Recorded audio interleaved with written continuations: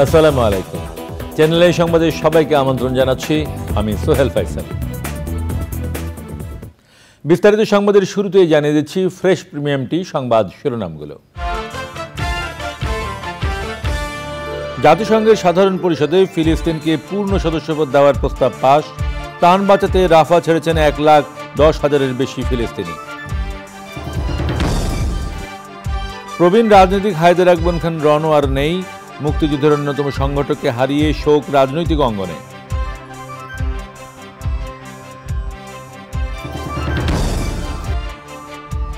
জিম্বাবুয়েকে টানা চতুর্থ টি-20তে হারিয়ে সিরিজে 4-0-তে এগিয়ে বাংলাদেশ। মিরপুরে রুদ্ধশ্বাস লড়াইয়ে টাইগারদের 5 রানের জয়। এবং লাভজনক পেশা হওয়ায় কৃষকের পাশাপাশি ভিন্ন পেশার মানুষও যুক্ত হচ্ছেন কৃষিতে। বাণিজ্যিক কৃষিতে বিনিয়োগের পরিমাণ বাড়ছে।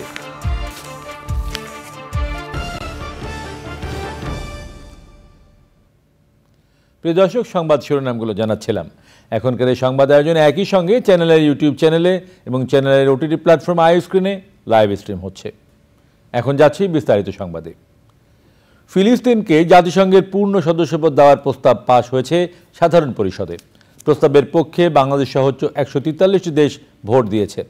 অব্যাহত ইসরায়েলি হামলায় প্রাণ বাঁচাতে প্রতিদিন গাজার রাফা শহর ছাড়ছে 30,000-এর বেশি মানুষ। হামলার প্রতিবাদে ইউরোপের বিভিন্ন বিশ্ববিদ্যালয়ে আন্দোলন অব্যাহত আছে। রিয়াজ ইসলামের রিপোর্ট।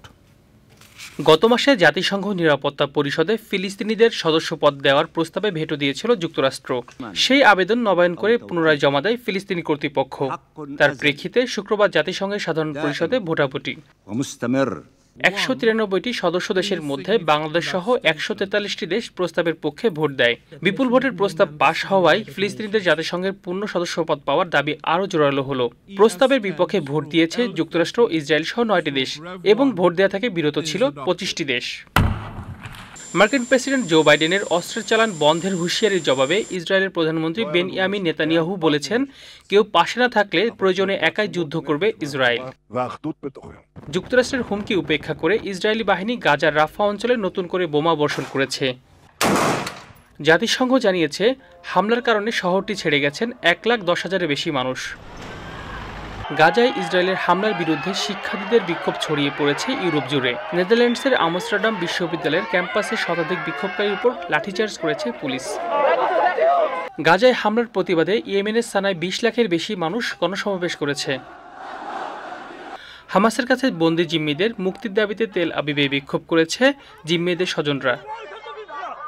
ফিলিস্তিনিদের অবরুদ্ধ গাজা উপত্যকায় 7 মাসের বেশি সময় ধরে চলা ইসরায়েলি আগ্রাসন বন্ধে যুদ্ধবিরতির আলোচনা কোনো ধরনের চুক্তি ছাড়াই শেষ হয়েছে। রিয়াজ ইসলাম, চ্যানেল আই। প্রবীণ রাজনীতিক বাংলাদেশের কমিউনিস্ট পার্টি সিপিবির উপদেষ্টা হায়দার আকবর খান রণ মারা গেছেন। ইন্না লিল্লাহি ওয়া ইন্না ইলাইহি রাজিউন। রাত 2টার দিকে রাজধানীর হেলথ অ্যান্ড হোপ হাসপাতালে শেষ নিঃশ্বাস ত্যাগ করেন মুক্তিযুদ্ধের অন্যতম এই সংগঠক। হায়দার আকবর খান রণর মৃত্যুতে শোকের ছায়া নেমেছে রাজনৈতিক অঙ্গনে। তার মৃত্যুর খবরে অনেকেই ছুটে যান হাসপাতালে। হায়দার আকবর খান রণ পূর্ব পাকিস্তান ছাত্র ইউনিয়নের সাধারণ সম্পাদক ছিলেন। দীর্ঘদিন ওয়ার্কার্স পার্টির সঙ্গে যুক্ত থাকা রণ 2010 সালে যোগ দেন সিপিবিতে। সফরকারী জিম্বাবুয়ের বিপক্ষে টানা 4 ম্যাচ জিতল বাংলাদেশ। তবে চতুর্থ ম্যাচে সবচেয়ে বেশি চ্যালেঞ্জ নিতে হয়েছে টাইগারদের। সাকিব, মোস্তাফিজ 2 সুপারস্টার ফিরেই তাদের নামের প্রতি সুবিচার করে পারফরমেন্স করেছেন। ওপেনিংয়ে পার্টনার বদল করে দীর্ঘদিন পর শতরান দেখা গেলেও সেই পুরনো রোগে মুহূর্তেই ভেঙে পড়ে ব্যাটিং লাইন আপ। বিনা উইকেটে 101 থেকে 143-এ অল আউট। তারপরও ম্যাচটা 5 রানে জিতেছে বাংলাদেশ দল। 5 ম্যাচ সিরিজে টাইগাররা এগিয়ে 4-0 ব্যবধানে। ম্যাচের বিস্তারিত জানাচ্ছেন তানভীর আহমেদ।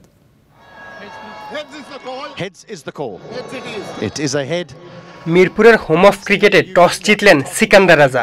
ব্যাটিংয়ে আমন্ত্রণ জানালেন বাংলাদেশকে।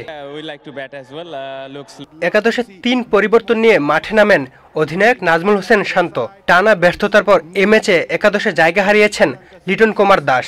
বিশ্রাম দেওয়া হয়েছে মাহমুদুল্লাহ ও মোহাম্মদ সাইফুদ্দিনকে।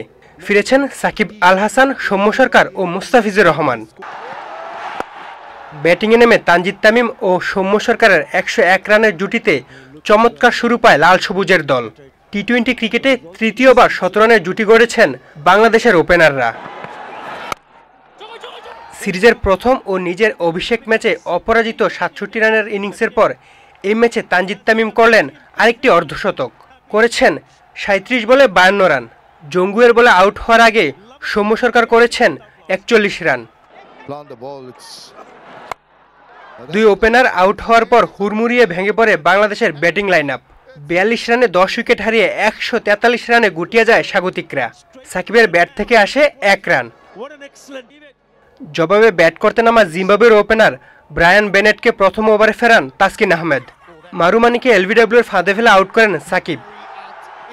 এরপর ক্যাম্পলু বার্লের ৩৭ রানের পার্টনারশিপ সফরকারীদের জয়ের স্বপ্ন দেখালেও আইপিএল মাতানো মোস্তাফিজের জোড়া আঘাতে জিম্বাবুয়ের জয়ের স্বপ্ন ভেঙে যায়।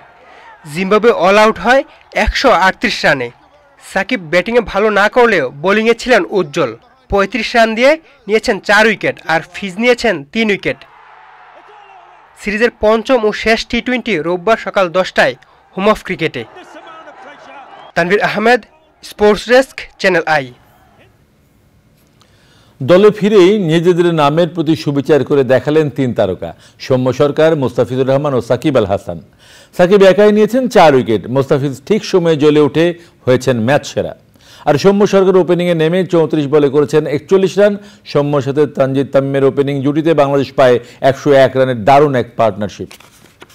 ম্যাচ জিতা অভ্যাসটাও অনেক বড় একটা জিনিস। তো আমরা ম্যাচ জিতছি, কিভাবে জিতছি, তার থেকেও বড় কথা যে আমরা কি ক্রিকেট খেলছি, এখান থেকে আমাদের কতটুকু ইমপ্রুভনেস আছে, এটা আমরা কিভাবে বের করতে পারবো। হ্যাঁ, এগুলো নিয়ে আলোচনা হয়।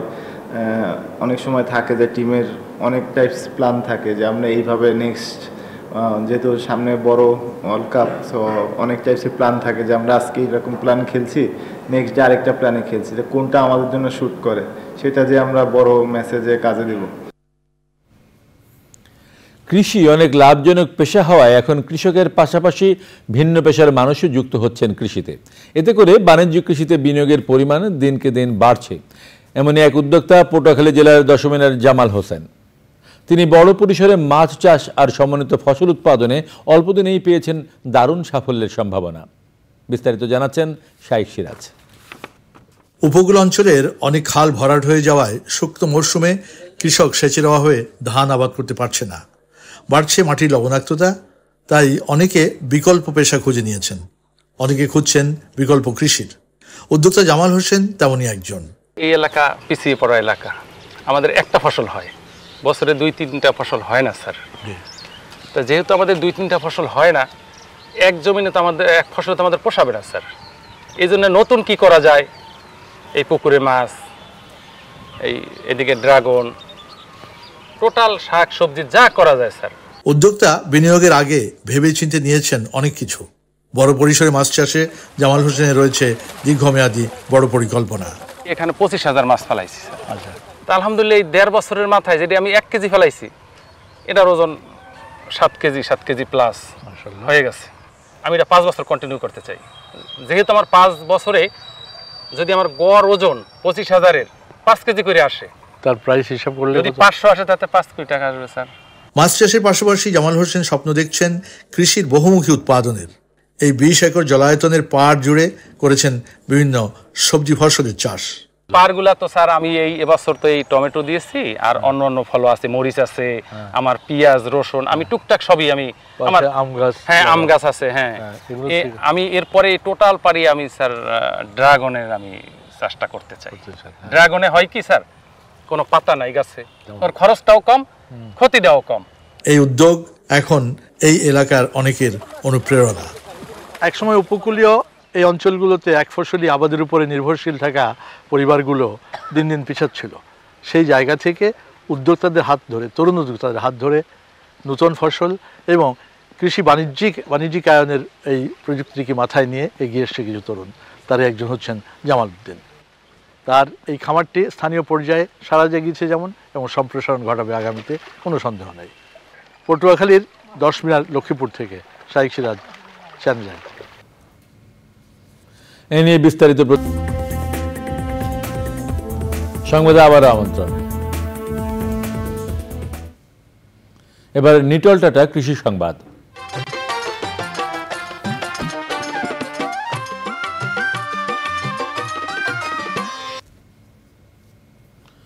গত কয়েকদিনের টানা তাপপ্রবাহ ও খরায় দিনাজপুরে লিচুর গুটি ঝরে যাওয়ায় ফলন বিপর্যয়ের আশঙ্কা করছেন চাষিরা।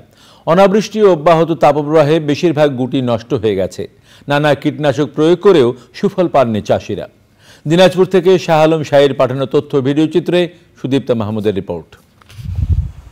মৌসুমের শুরুতে প্রতিটি বাগানের মঞ্জুরি লিচুর মুকুলে পরিপূর্ণ ছিল, কিন্তু গুটি আসার সময় থেকে টানা তাপ প্রবাহে মঞ্জুরিগুলো শুকিয়ে গুটি ঝরে যাওয়ায় লিচুর সংখ্যা অর্ধেকে নেমে এসেছে। আসলে অতিরিক্ত খরার কারণে আমাদের লিচুর গাছের ফল ঝরে যাচ্ছে এবং আমের গাছের থেকে আম পড়ে যাচ্ছে, পোকা ধরছে বা বোটা নরম হয়ে গেছে, কিছু কিছু লিচু দেখা যাচ্ছে পোকা ধরে গেছে। দিনাজপুরের বাগানগুলোতে মাদ্রাজি, বোম্বাই, কাঁঠালি, চায়না 3 ও বেদানা জাতের লিচুর প্রচুর মুকুল এলেও বৈশাখে তীব্র তাপ প্রবাহ আর অনাবৃষ্টিতে পুড়ে গেছে সেগুলো।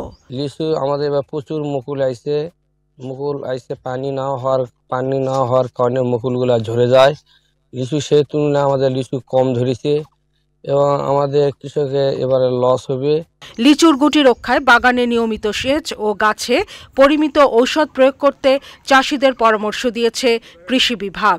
আসলে তাপমাত্রা যেহেতু অনেক বেশি, সেজন্য কিন্তু পানি ধরে রাখার কথা বলা হয়েছে এবং আমাদের যে বাগানগুলো আছে সেখানে আমরা বাগানের যে কৃষক তাদেরকে কিন্তু পরামর্শ দিচ্ছি যে আপনারা বাগানগুলোতে পানি স্প্রে করেন। লিচুগুলো যেহেতু এতদিন যে তাপপ্রবাহ চলছিল সেটার কারণে কিন্তু তাদের যে তাপমাত্রার কারণে ভিতরে কিন্তু একটা এক্সটার্নাল প্রেশার তাদের মধ্যে তৈরি হয়েছে।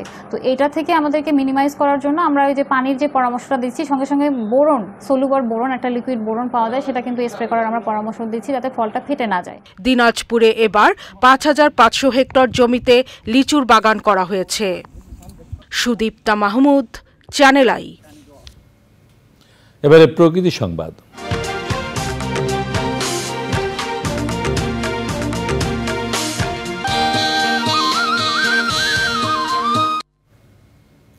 বেপরোয়া দখল ও দূষণে মৃতপ্রায় চট্টগ্রাম নগরীর লাইফলাইন খ্যাত কর্ণফুলী নদী। নদীর দুরবস্থা হুমকিতে ফেলেছে দেশের সামগ্রিক পরিবেশ ও অর্থনীতিকে। ঐতিহ্যবাহী কর্ণফুলী নদীকে বাঁচাতে ব্যতিক্রমী সাম্পান শোভাযাত্রা হয়েছে। পরিবেশ প্রতিবেশ রক্ষায় সবার সচেতনতা ও কার্যকর উদ্যোগের আহ্বান জানান বিশিষ্টজনরা। চৌধুরী ফরিদের তথ্য ভিডিওচিত্রে আলিমাল রাজির রিপোর্ট। 3 শতাধিক সাম্পানের অংশগ্রহণে নগরীর অভয়মিত্র ঘাট থেকে শুরু হয় শোভাযাত্রা। কর্ণফুলীর দখল দূষণ রোধের পাশাপাশি নাব্যতা রক্ষার দাবিতে বিভিন্ন স্লোগানযুক্ত প্ল্যাকার্ড প্রদর্শন করেন মাঝিরা।